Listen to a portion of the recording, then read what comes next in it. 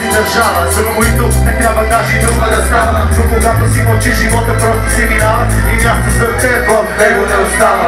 Мислята започва да говоря за онези така наречените главорези. Тяхната организация ма е най-добрата, защото теб намира даже скрита зад очилата.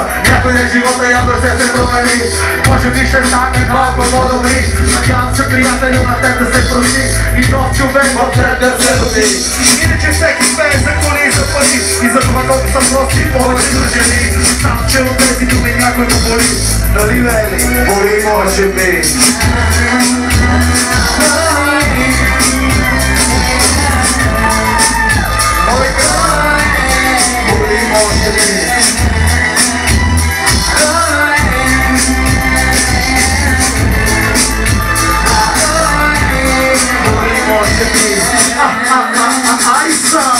Нищо, аз обаче пак отидам въпроса. Защо такива мисли в себе си нося? Как и кога България ще се оправи и няма ли с години това да се замави? А на нашият народ е явно майко, по цял ден да спи да играе на лом. И от 6 милиона тук на тази земя всички да се мразни с открити лица. А дали са правилни? А всеки разум, че не може да се пее само за любов. А какво питам аз и остава в този свят, когато те дърде на всяка ли жеста си пак и някой да ме убира, защото не намира сили сам да измира. Тежкото време да се бори до край за малкото добро в Пернишкия край.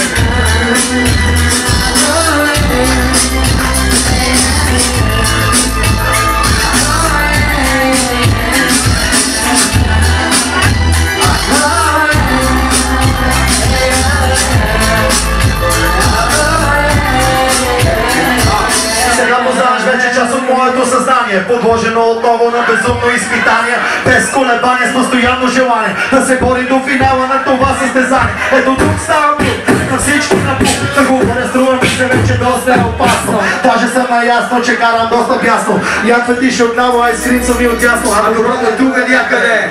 Къде? Погледнете ме, не виждате ли? Давай го е! Знам, че го виждате с отворени очи, от които всеки шибанде потичат хиляди сълзи. А тук го прави за повече пари, за които в гроба ще влезе пари.